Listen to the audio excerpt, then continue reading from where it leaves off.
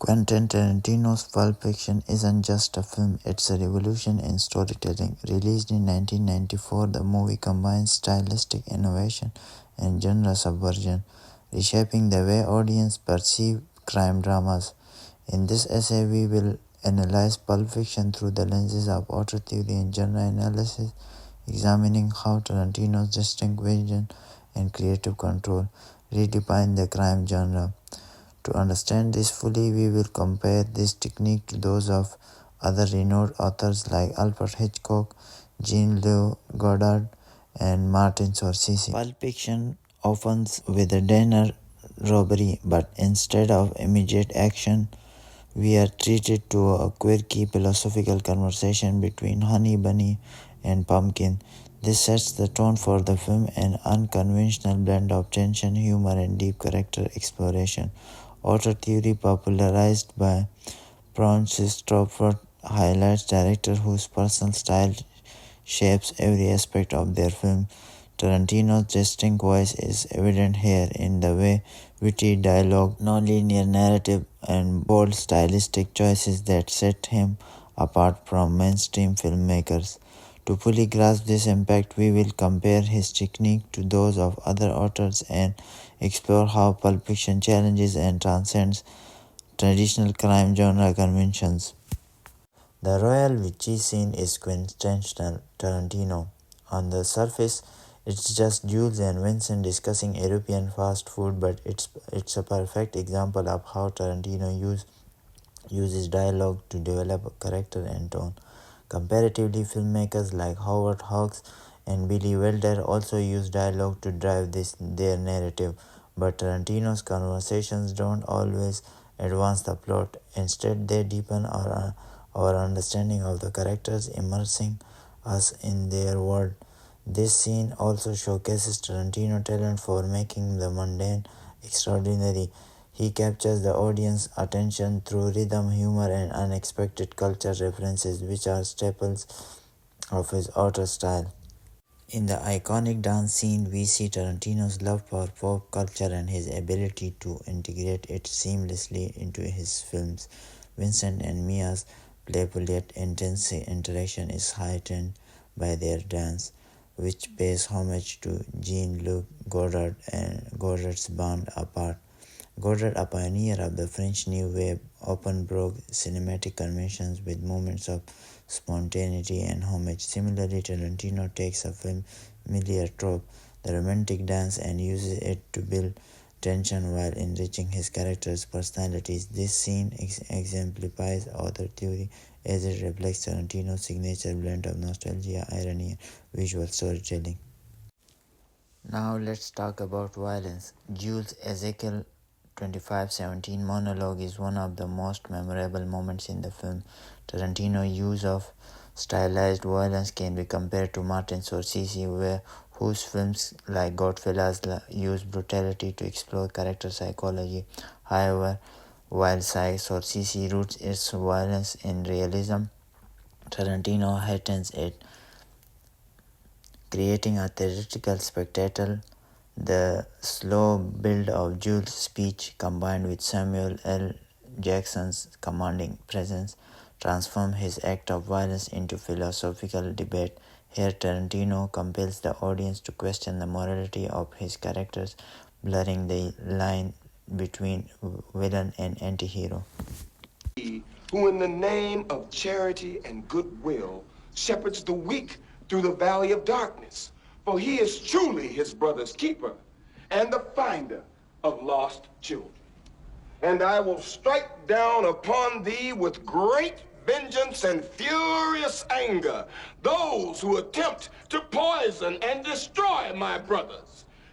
The pawn-shop scene is one of the most shocking moments in Pulp Fiction, where the crime genre takes a disturbing turn. While filmmakers like Alfred Hitchcock in Psycho used shocking twists to create psychological horror, Tarantino blends genres, shifting from crime thriller to horror with grotesque precision. This scene highlights Tarantino's ability to subvert audience expectations just when we think we understand the story. He jolts us with a sequence that redefines the stakes and tone, reinforcing his reputation as a masterful author. The spider just killed a couple of flies.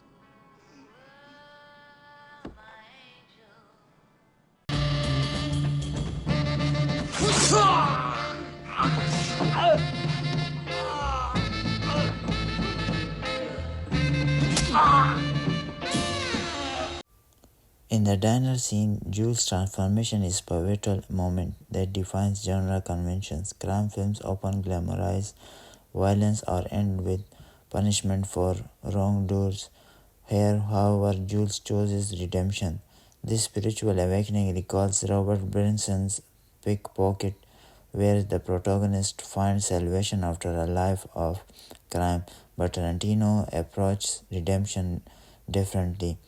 Through Jules' philosophical reflection on fate and free will, this moment adds a profound layer to Pulp Fiction, challenging the audience to reflect on morality within a genre often defined by cynicism. Found my fucking car keys. You don't judge shit like this based on merit. Now, whether or not what we experienced was an according to Hoyle miracle is insignificant. But what is significant is I felt the touch of God. God got involved. But why? Pulp Fiction is renowned for its non-linear narrative, which challenges traditional crime genre conventions. Unlike the chronological storytelling of classic crime films like The Godfather, Tarantino's fragmented timeline forces viewers to piece together the plot. This technique draws inspiration from Akira Kurosawa Rashomon, where multiple perspectives unravel the truth. In Pulp Fiction, the non-linear structure enhances suspense and allows Tarantino to focus on themes like fate, coincidence, and morality. By reimagining the traditional crime story, Tarantino elevates it into something far more complex and engaging. Through the lens of author theory and genre analysis, Quentin Tarantino's Pulp Fiction emerges as more than just a crime film. It's a cinematic reinvention by blending influences from Jean-Luc Godard's New Wave experiments, Howard Hawks' sharp character-driven dialogue, and Alfred Hitchcock's mastery of tension. Tarantino's crafts a film that feels wholly unique. Take the royal with cheese scene for example. On the surface, it's a quirky conversation about fast food, but it encapsulates Tarantino's author-style character depth through seemingly trivial dialogue. Similarly, Mia and Vincent's dance scene bridge pop culture nostalgia with the scene of foreboding, subverting genre expectations while paying homage to cinematic history. Then there's Jules Diner transformation, a moment that re-elevates the film into philosophical territory by choosing redemption over violence. Jules defines the conventions of the crime genre, leaving the audience to ponder themes of fate, morality, and transformation. These elements not only distinguish Pulp Fiction but redefine what crime films can achieve, proving the power of character's singular vision.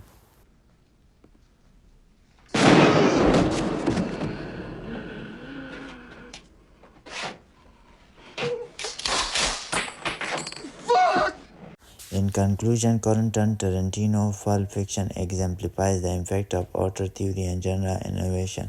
His ability to merge experiences from cinema past with his unique style results in a film that challenges and transforms the crime genre.